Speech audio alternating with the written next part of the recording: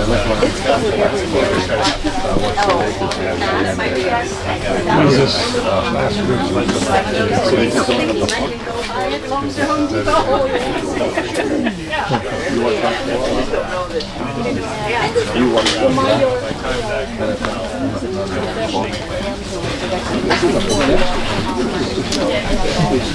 right, well, good morning, everyone. Welcome.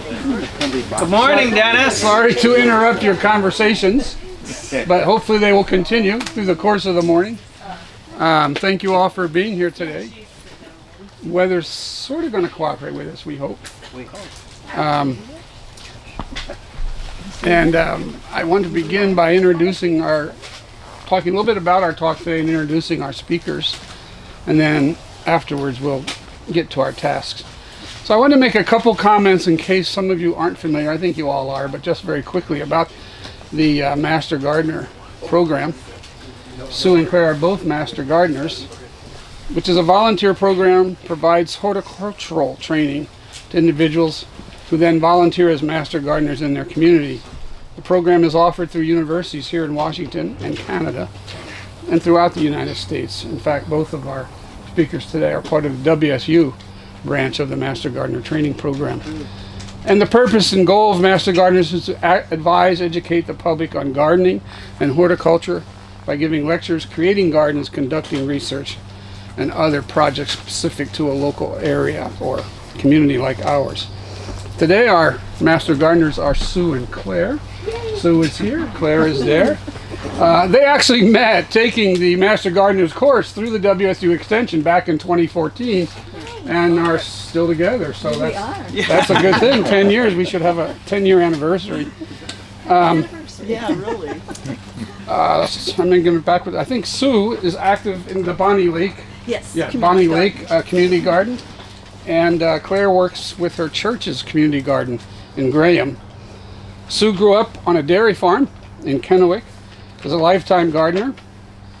And Claire likewise grew up family farms back in Illinois. I guess sort of the family lore is her father had a very small plot on which he grew tomatoes, which Claire's mother referred to as the grave or something like that. But hopefully the tomatoes survived. I guess that's a pretty fertile place to grow if they need to. Today they're going to speak to us just generally. They asked me to talk, or the title would be about soil amendments, and they have a lot of material to cover. So I'm going to be quiet and let them begin. Please welcome both Sue and Claire. Thank you for being here. We're glad to be here, and what a great turnout today. That's really wonderful.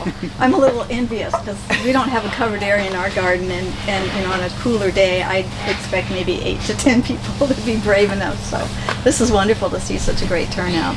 And soil is a big subject. We are trying to keep our talk down to 30 minutes, so we're going to kind of cover a lot of things, kind of cover it quickly, and then if you have questions afterwards, we both can stay a little bit and answer questions and hopefully get you some good information on soils. So I'm going to start out with saying, what is soil? Why is it important? Soil provides 3 main things for our plants. The first one is water. It holds water for the plants. And I brought a little example here because I was downstairs. I was actually in my house downstairs, and I have a pothos plant, and I knocked a leaf off. And about a month ago, I put it in this little test tube, put it up on my counter, and forgot about it for a month. And back down cleaning a month later, last Sunday, I saw this little plant sitting here with this. I mean, the water was right here, kind of green looking. Didn't add any water for it in a month, and look at the beautiful roots this little guy has grown. I watered it. I promised him I'm going to plant him when I get home today, get him in some soil. But it just shows that plants really don't need the soil to grow. They need carbon, hydrogen, and oxygen to grow. All of those they can get from the soil and the atmosphere, or from the atmosphere and the air, water and the air. Sorry about that. And what soil does, it holds the water there for the plants to have it. The other thing it does, physical structure, it holds the plants in place. So, and then the last thing, and probably one of the most important thing our soil does, is it has nutrients for the plants. There are 14 mineral elements found in the soil, and they include the macronutrients and the micronutrients. The macronutrients are the ones that are needed in the largest quantities, which the primary ones are nitrogen, phosphorus, and potassium. There are secondary macronutrients, which are would be calcium, magnesium, and sulfur.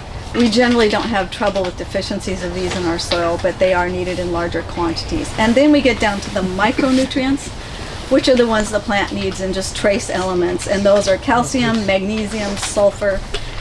I'm sorry, those are the other ones. The micronutrients are boron, copper, chlorine, iron, manganese, molybdenum, nickel, and zinc. So, if we go into what soil is a mixture of our inorganic weathered rock and organic material. Our inorganic material can be really broken down into 3 major components, and these are represented here today, and I'll just kind of hold them up by a pickleball, a ping pong ball, and then I've got some pennies here to give you the example of sand, silt, and clay. Sand is large. In fact, if I really had this to scale, this would be about the size of this greenhouse in comparison to the ping pong ball. Sand is large, porous, water drains through it quickly, and that is the advantage of having sand in our soil, is it allows the water to drain through. Silt is smaller. It's the pores are still large, not as large as the sand, but it does have a little bit of a charge to it, a slight charge to it, so it can hold nutrients too. But lastly is clay, which is the smallest particle size, and you can see by the pennies, they are flat, they're in sheets, and it has the best water holding capacity. It holds the water in our soil. But the other thing it does, it has a negative charge, so it holds on to the positively charged nutrients like calcium and magnesium. And the other thing, clay is really good. It can compact and form a soil that can be very difficult for the roots to penetrate. So that's why we need equal amounts of our sand, our silt, and our clay. Because if you had just clay, I've heard people always say, I have clay soil and just nothing gets through. So organic materials are a mixture of biological materials of varying sizes in decomposition. Organic materials include the microorganisms such as bacteria, viruses, fungi, protozoa, and algae, as well as plant roots, insects, earthworms, crop residues, and manure. Organic material is decomposed by soil organisms that break down the matter, and they release these plant nutrients into the soil. I read a cute little article that said inorganic matter is living organisms, the dead organisms, and the very dead organisms. Because we've got all that stuff that's decomposing and has been down there for a long time. Organic matter is at best around 5 to 10% of your soil, which is new to me. I was always of the thing, the more organic matter, the better. And that's not necessarily true, although my compost pile would probably disagree with that because it grows stuff all the time in there. But anyway, I did try to do some research and found out that about 30% organic matter can actually become detrimental to the soil if you get above that level, because you're just holding on to so much water. It's detrimental to the roots, and you can actually end up with root rot.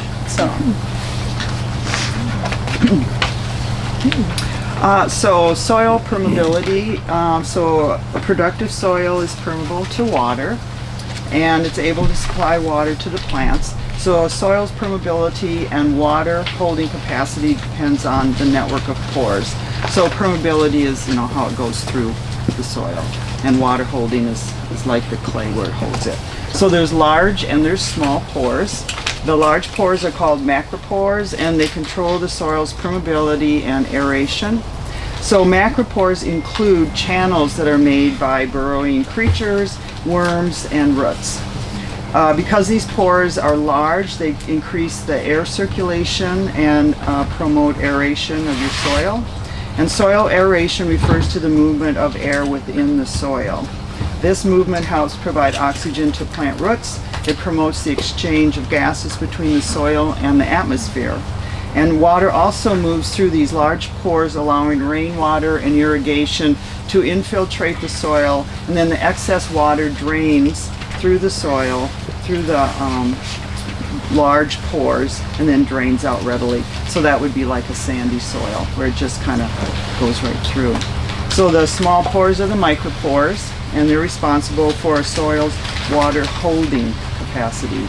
And these fine soils they're like a sponge. So they will actually hold on to the water, so this water is available to the plants. Soils that are mostly micropores have the good holding water capacity, but they take longer to dry out and warm up in the spring, and clay is like an example of that.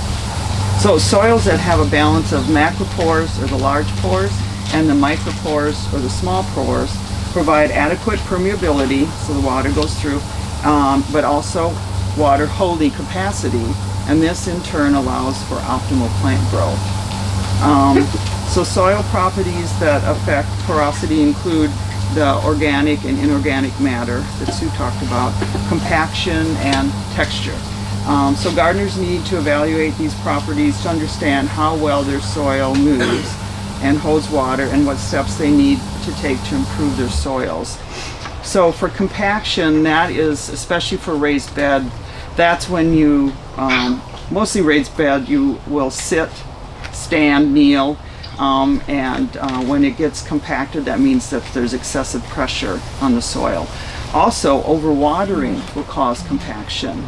So when the soil's too wet, the particles become coated with water, and then they stick together, and then they become compact.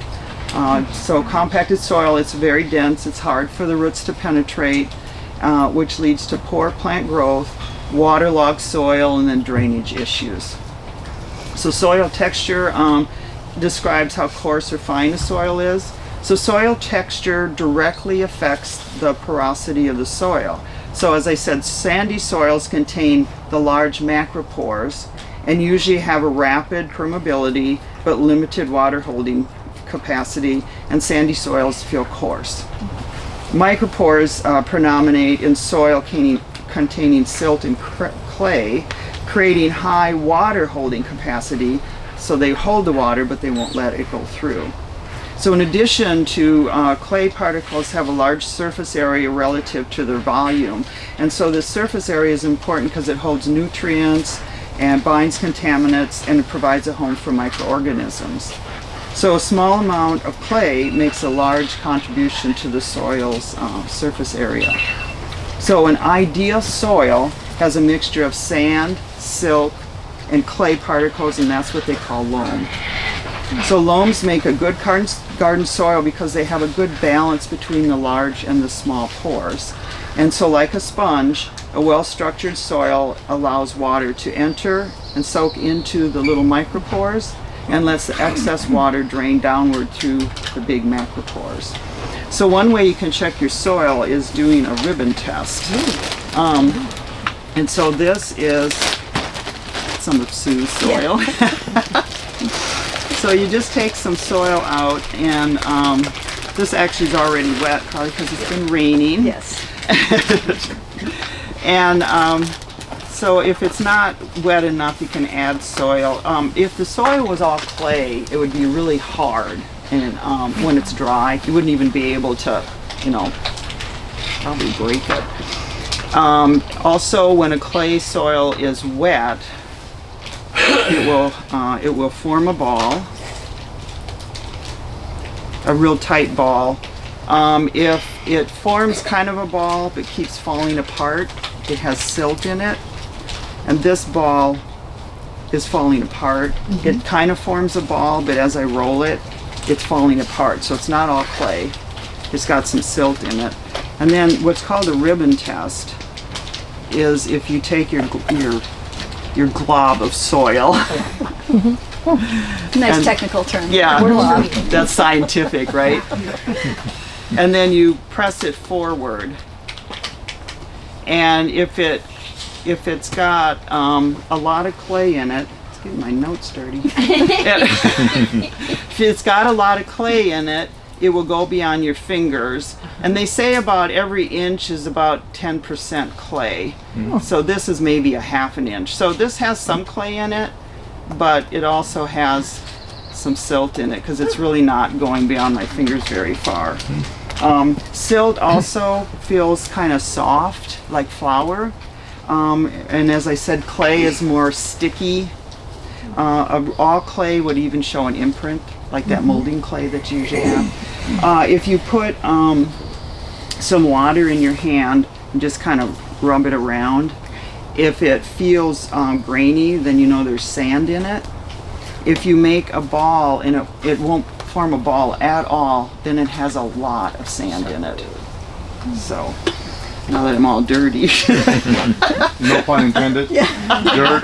Yes, but it's healthy. Okay. Anyway, so that's one test. The other test that we do, and this was fun, this is called the jar test or the soil martini. And what you do is you take the soil you want to test, so say it's from your garden, you fill the jar. You want a jar that's pretty straight edged, and you put about fill a third with soil, and then you want to put the rest up with water, but make sure the water's so you can see the water is, you can see the top of the water, and then you just shake the dickens out of it. Okay, yeah. Do a little dance. And then you set it down on a flat surface. So, and then you take a ruler, and after 1 minute, you measure and you make a little mark, and that's your sand.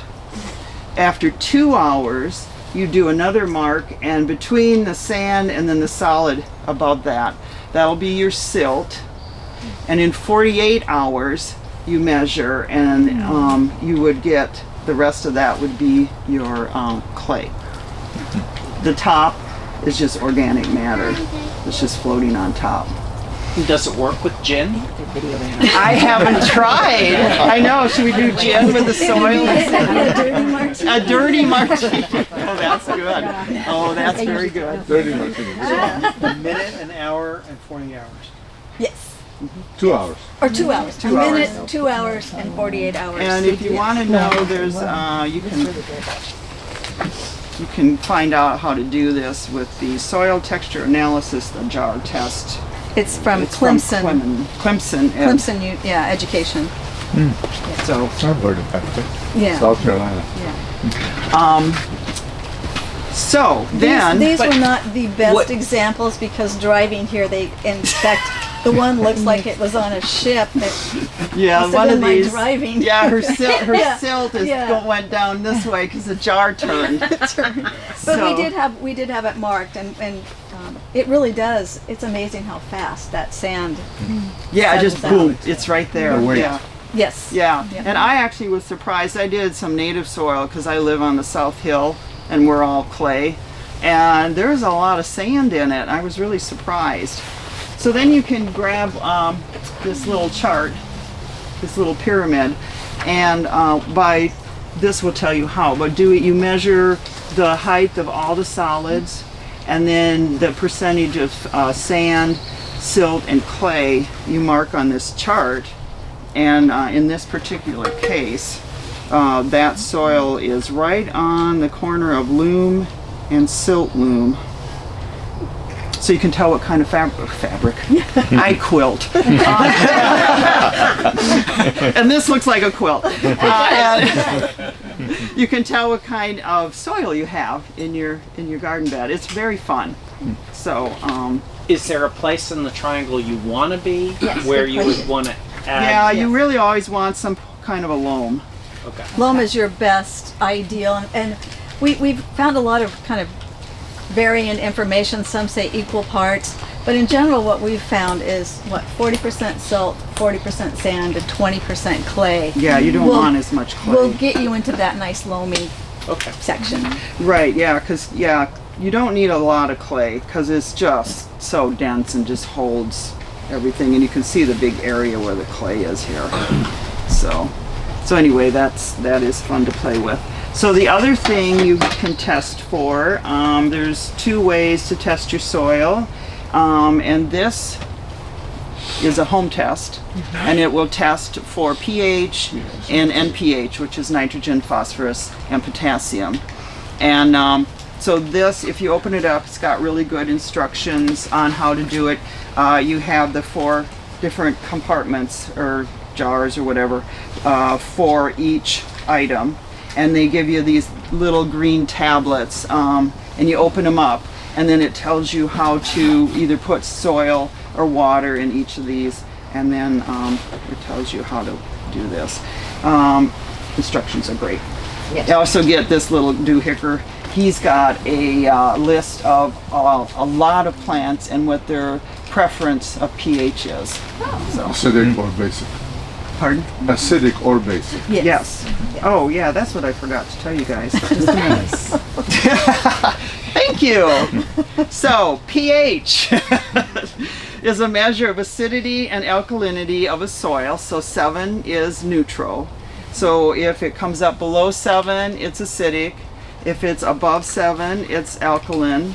And in general, soils that have a lot of rainfall tend to be acidic, but most garden plants prefer soil between a pH of 6 to 7.5. And so this soil, we did do a little test. And you guys can't see too well, but you can come up. But this soil is 6.0, so this is acidic. So, Hydrangeas are a good example of showing Yes. Yeah. the color The variation pink and the between blue, alkaline yes. and acid, and their flowers changes. I know. If Is it's that acidic, cool or it's what? so cool. Yeah. They're very Too bad our cool. other plants don't give us that little Yeah. chart that says, oh, well, And need you to add plant a little white acid. hydrangea, all of a sudden next year it's different color. You're going, what happened? I know, yeah, and I don't like pink, so this has got to be That's blue. Blue is my signature color. So That's the alkaline. yes, Yes. yes, yeah. I don't. Okay, Sue will Okay. tell you the other. The other part, you have the home test, and then you also have the professional testing that you take a soil sample and send it off. And so what we did for this group was I took 3 different samples from our community garden beds, and I did number 37, the herb garden, and number 42.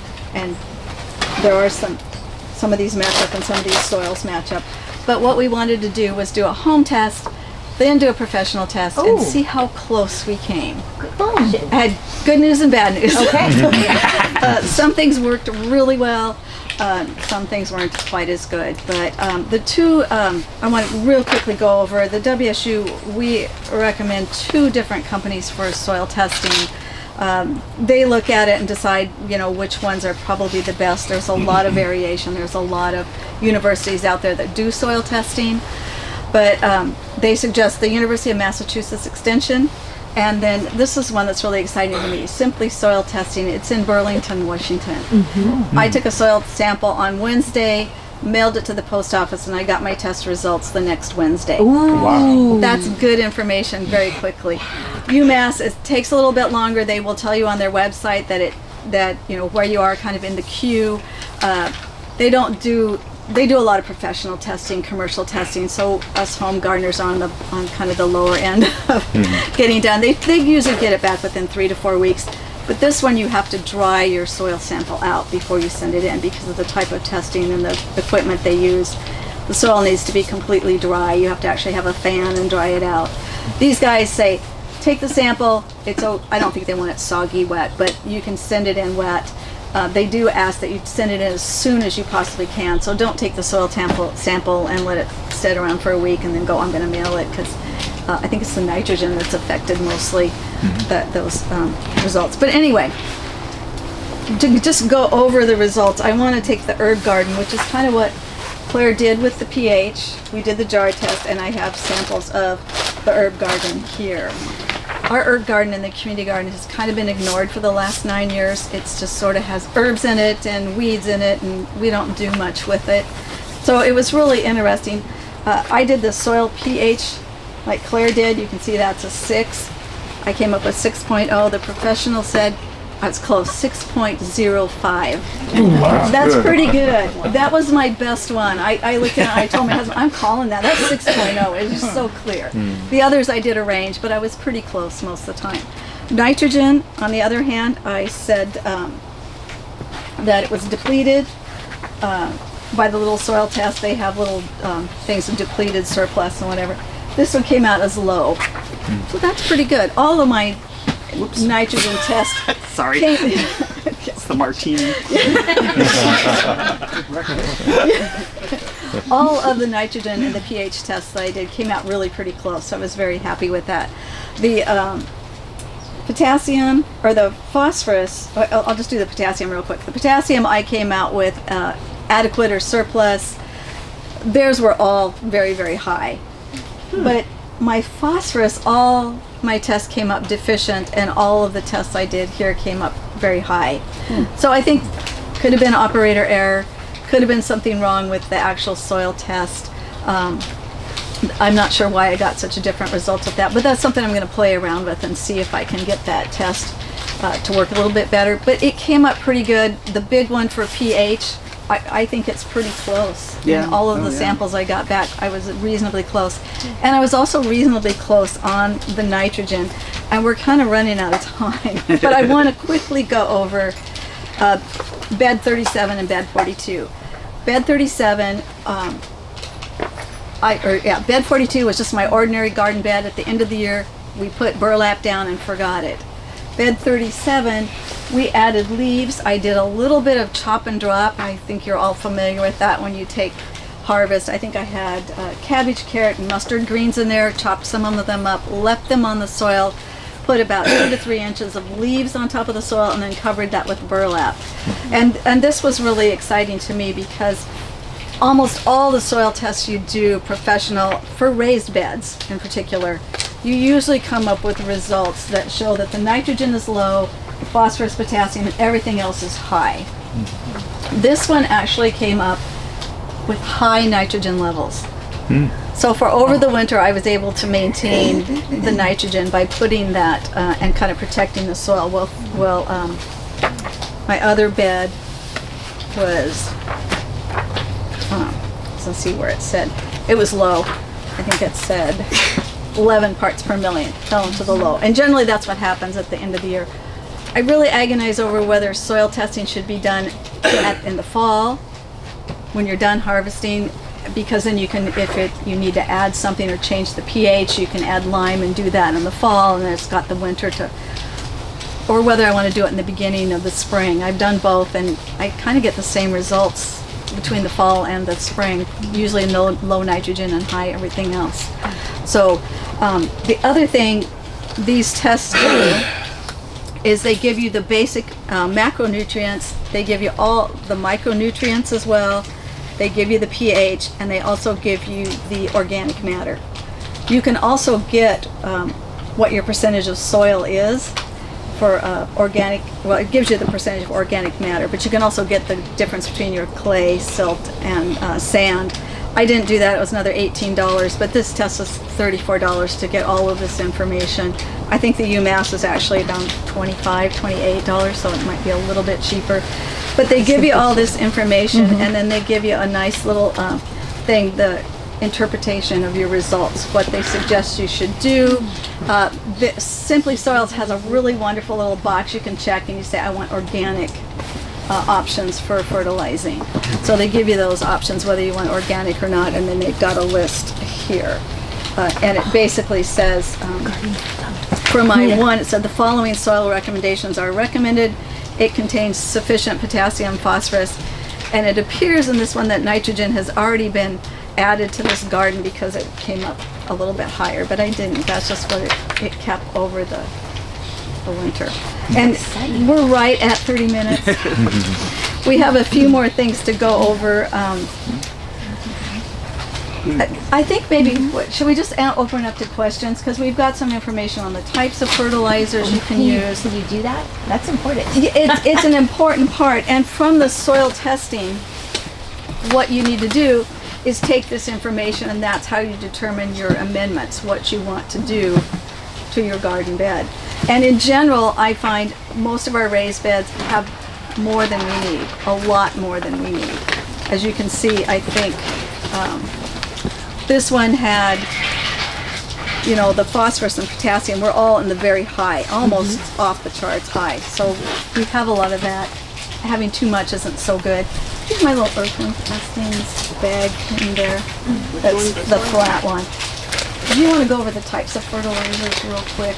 Well, basically, when you go, all fertilizers will have the main, Nitrogen. nitrogen, phosphorus, and potassium, and it's actually given in percent of weight. So if it's got one of each, it'll tell you right in the front, like so 555. So this is a complete fertilizer, and it's also a balanced fertilizer because it's got all the three numbers are the same. You can get a complete one where the fertilizer, you have all three, like the 645, but it's they're different amounts. So, but it's still complete. And then a lot of the times, if you don't see it on the front, you can also look in the back, and they will also, the label will show any other nutrients or secondary nutrients, any fillers they use to make this complete. So, and then this one, what's this one? Okay, Soil Enhancer 2100. Now, if you do like most of the time you're going to need nitrogen. Most of the time you're not going to need all three. And you want to do all this based on your test, because there's no point in putting in fertilizer that you don't need. So the fish fertilizer is 511, so that's good for nitrogen. And then most gardens don't need phosphorus. In fact, it's kind of a problem. But this is a 0450. And so this would put phosphorus. But like I said, Good for the roof of your house. there you go. Because we're finding that there's a lot of phosphorus in the gardens. It accumulates, so you get more and more of it, and then as it leaches out, it can become a serious environmental problem. A lot of the algae blooms are due to us dumping so much excess fertilizer into our. And then this is blood meal, and that's a 1300. And like I said, if you look at the back though, there's other ingredients that they have in these. So if you just need nitrogen, this is a good one for that. Who's And blood? I have one of my favorite ones is earthworm castings, because it has just a little bit of nitrogen and nothing else, and I think it adds a lot of amendments back into the soil.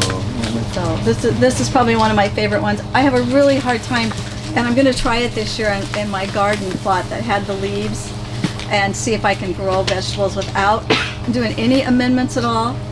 That's what the soil test says I should be able to do. But when I transplant the plants, I'm going to confess that I would probably add just a handful of the earthworm castings, a little shot of nitrogen.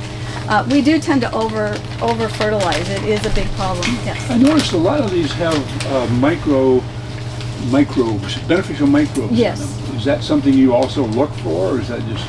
Oh yeah, the beneficial microbes are what keeps the plants healthy, because they add, they start breaking down your organic matter, and as the organic matter is broken down, it'll add the nitrogen and the calcium, the micronutrients into the plant, and it really does make a difference.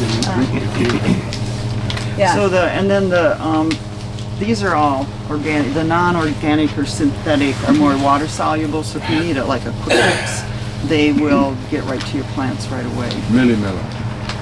Yeah. Yeah. So, Yeah. whereas these have to have the microorganisms to break them down, so they're available for the plants to take up. So they have what they call the biological and the mineral amendments to them. Where the other ones will have just the very specific. They take larger amounts and take a longer time to break down.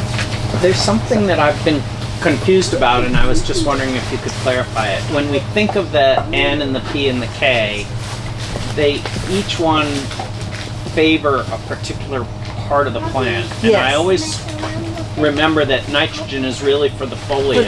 the foliage, Like if yes. you want, lettuce. But what are the other two emphasizing? Let's see, I actually wrote that down, and I wrote just some quick notes. Nitrogen is responsible for that nice leaf growth and big, beautiful green leaves. And I said a deficiency causes the older leaves on the plant to yellow. Yellow, yeah. Yeah, I think everybody kind of knows that. The plant growth can be stunted. Nitrogen's negatively charged particle, so it's not held really in place by clay or your inorganic material. It's readily leached out of the rainwater, and the levels tend to fluctuate. And that was one thing that is mentioned in the soil test. The type of nitrogen, the nitrate nitrogen, is the only thing they're testing. They're not testing the ammonia nitrogen, which can be stored for longer. It's very difficult to get that testing. I mean, I think I read you have to go down to like 5 feet and 1 foot increments to get a good value. So they generally just test the nitrate one. Phosphorus, a deficiency causes stunted growth, seed sterility, and phosphorus aids plant maturity, which increases your seed yield, your fruit yield, and also your vitamin content. So that's one thing that it's so important for. Potassium strengthens your plant. It improves the color and the flavor of your fruit. It aids early growth, stem strength, and it also helps with cold hardiness. So I said plants deficient in potash are usually stunted, have poorly developed root systems.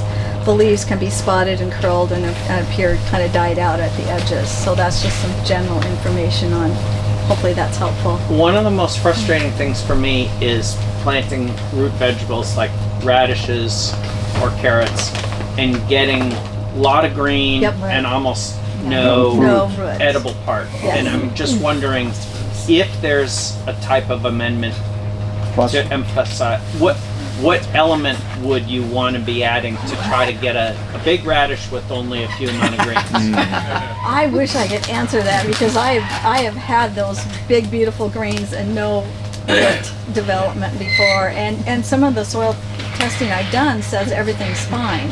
I'm thinking it's probably, it's putting all its effort into those big beautiful green leaves, and No root development. no root development. So the green leaves at first are great because it's Yeah. going to bring Yeah. it in. But normally, I know when I put in garlic and stuff, I do phosphorus because that does help with the roots. So if your soil test is okay, it still should do okay. But phosphorus would be the best thing for root vegetables.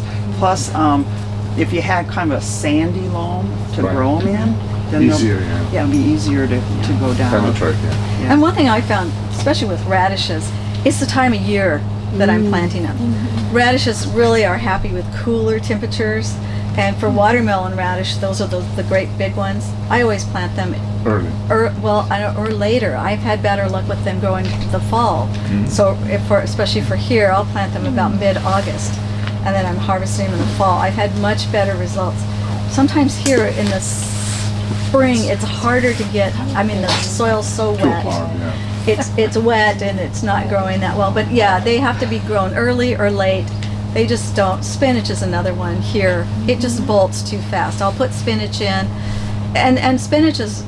There's so many things that affect the plant, but spinach is one that is affected by day length. And after you get more 12 hours of daylight, they will generally try to bolt. So if you're trying to plant spinach in the summertime, it just doesn't do as well because you'll get these nice little plants and all of a sudden it's bolted and done. Yeah. But I've had great luck. I've overwintered spinach. I usually, a lot of times I'll plant the spinach in about August, and the beautiful crop because it's cooling down and they just like those cooler temperatures. And when do you harvest the August planted spinach? Usually around, it'd be October. Sometimes Oh. I brought it into November Okay. Before the freeze. before the freeze, yeah. And then a lot of the root vegetables, if they do get a little bit of a nip, just like carrots, they actually taste better because Yeah. they get that little bit of sugar. Yeah, how late were we harvesting our carrots? It was Oh. into February? Yeah, January. Yeah. I had some in January. Yeah, Really? they do Sit really there. well. They overwinter really well. Maybe two questions. Yeah. Just an example, it looks like some of our soils generally are acidic around Yes. this area. And how you were talking about maybe the preferred range would be about 6.5 to 7.5. Yeah. So first question would be, given that that doesn't change quickly, would it be best? Well, the question is, when would it be best to try to adjust pH if you were going to try to adjust pH? Probably in the fall, I would think. Yeah, because especially if you're using like lime, don't they recommend that it's sit Yeah, you want it to go over the winter. over the winter Okay. is best. I have done about a dozen soil tests, and most of them here, the soil testing comes out pretty good within the optimal range. This is 6.63. I had 6.0. What was the other one? This one was 6.59, 6.7. I'm really, most of the soil tests I'm coming in are kind of right in that optimal range. I haven't found, and if any of you decide to do a soil test, maybe you can, I'll leave my email. You have my email. Okay, yes. Email me and let me know what the results is, because I have not seen too many of them that they're raised beds are very similar. Native soils, if you're doing a home soil, they can vary all over the place. But in general, raised beds, we're all using pretty much the same materials to get our raised beds going. So, And then maybe a follow-up question on the differences between NP and K, and then phosphorus and potassium are going to be more likely to stay in the soil, less likely to leach, and that's probably why you see those consistently high. in range or high. yeah. And it got me thinking about the fertilizers that are available, because a lot of times you hear you use a balanced fertilizer. Yep. But when you use a balanced fertilizer, you're continuing to increase P and K. Yes. And I'm wondering, would you say a general recommendation might be to start shifting towards the others, like the fish emulsion, Yes. some of the other examples where you're doing more N and less or little P and K? Yeah. And I know here as a garden we tried to focus on more organic Yes. options.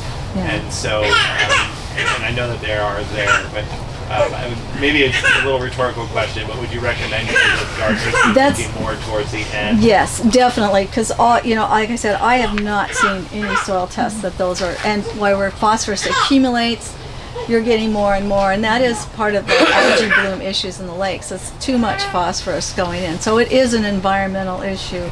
And pretty much, I use the fish emulsion, Yeah.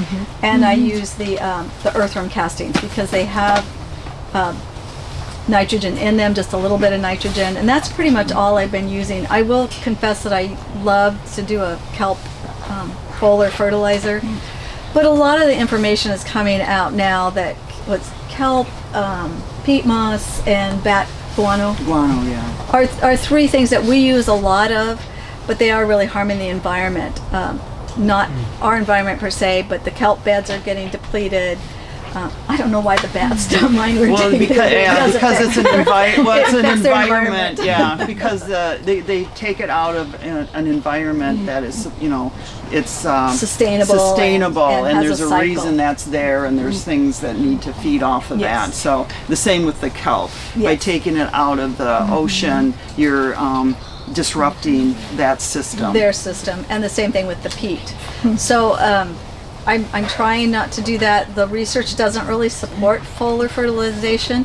I've had good results with it sometimes, because sometimes when I've got my little seedlings, I'll spray a little foliar fertilizer and see it pop up. But maybe I'm trying to use more of the earthworm castings, just add a little bit of that, maybe like a side dressing to see, because it's got just a tiny bit of nitrogen in it.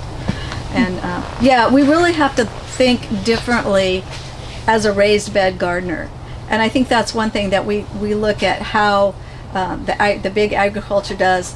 They need to add all of those major ingredients because they are used up at the end of the season. They're not really adding back into the soil like we are doing.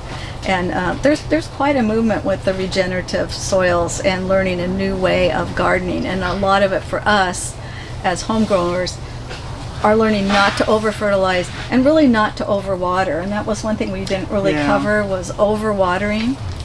You really don't need that much water. If you're watering down a depth, I think it's 12 inches, About a foot, yeah. about a foot, all of your nutrients and things are leaching down to the 1 foot or higher or lower, where your roots are here.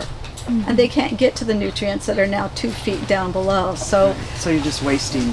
you're wasting the water, you're wasting your nutrients. And so I think for sandy soils, they only recommend like an inch of water. Yeah, because it just goes through so quickly. Where the clay and the silty, you need about 2 inches, but done slower. So you don't want to run out there this is one thing I've been guilty of. I get to my raised bed, it's time for me to go, throw some water over it, you know, okay, I'm done, I'm good. Or I've been looking at my tomatoes and I put the hose there and let it sit, and then I go over and say, oh, your garden looks great. Wait, it's leaking over, you know. It's really easy not to pay attention to the water, but I think that is something we need to do as gardeners, is pay attention to how much water we're putting on there. You can do the tuna fish can test and see, you know, how much is being taken when you're just, you know, standing there with the hose. Drip systems are really a great way too, because Drip that systems, controls it. yeah, because it goes down slowly and it just kind of penetrates through.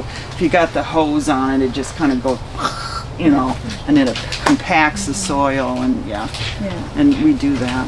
Yeah, we do. But it's a whole new way of looking at gardening, and I think, you know, good for the environment. Yes, did you have a question? Do you have a recommendation on soil rotation?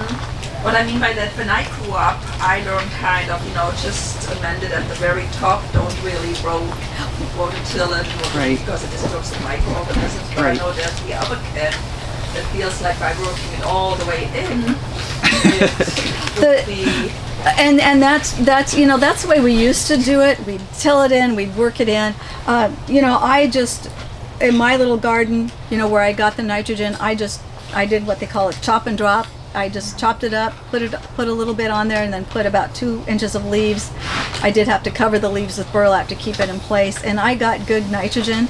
And what you're wanting to do is feed those little organisms, those microorganisms, the worms and all of the nematodes and all of that. So when you go in and you disturb it, it's like going to your house and, you know, messing things up, and it's like, well, I can get everything put back where it should be, but it's better not to disturb those nutrients. They're doing all the work for you. And we had we were going to talk about that too, about the, you know, you feed the soil, which feeds the plants, this one feeds us. Yeah. So you get the best benefit. And I'll be honest, I have a hard time not doing anything. It's going to be a real test for me this year to take that one garden bed and not add anything to it. I'm not adding any compost, any fertilizer, except for my little bit of earthworm castings when I transplant them. And I'm going to just see how it does. All right. I've got the opposite question to Sue. How do I get my cabbage to actually put out enough leaves to make the cabbage bed? And all I ever get are the leaves. You know, cabbage takes a long time, and that's another thing. In our garden bed, I usually grow garlic. So I have one whole thing of garlic, and then when I harvested in July, this year I planted cabbage, but I planted it about, I had raised them in my greenhouse. I planted them right about the first part of August. I had the most beautiful cabbage I have ever had. I didn't have trouble with the cabbage worms, but I was harvesting really close to Halloween. And so I'm thinking cabbage doesn't like a lot of heat, you know, but I have threatened many times to tear my cabbage out because nothing's happening. And then you walk away, and a week later you come back and, well, where'd that come from? There's a nice head there. So I think a lot of it just takes time.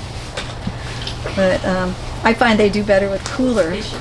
Yeah, patience. Yeah, you can do a lot of fall gardening. I think, I think we need to do more fall gardening. Especially here, our climate is changing a little. We've had beautiful Septembers. And sometimes it's so wet and so cool earlier, we're trying to hurry those tomatoes up and get them going and get them out, and then, you know, it gets cold and they don't do anything. And so I find I'm doing a lot of my radishes, my cabbages. I'm doing, especially when I have that bed empty after the mid-July to mid-August, I'll be planting. So, Thank you.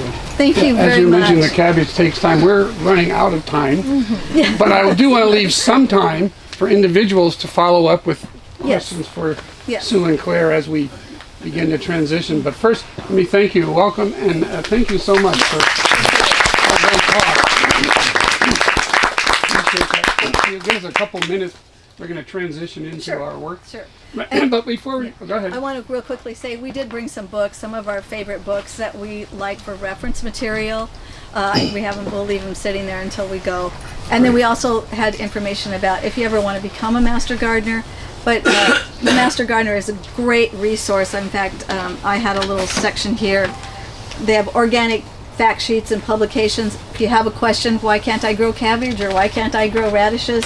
There probably is a fact sheet there. So you can get a lot of good information off the internet. Home gardeners, we follow Growfully with Jenna, which is a home gardener. But if you can really look for the EDU sites or the university fact sheets and information, you'll get good information. Again, Could we get thank a you. copy of your handouts that, or any of the documentation that you? Yeah. We can Email. then make sure we Yes. put it up on our website. Yes, Yeah. I'll be glad to do that. That'd We'll be put the wonderful. soil testing and the triangle and all that. that. I'll send you an That'd be email with perfect. Thank all you. the stuff we use. So yeah, that would be great. Yeah. Thank So you. again, thank you so much for being with us today. We really appreciate your coming and certainly have garnered a lot of things to think about from your presentation. Thank you. Thank you.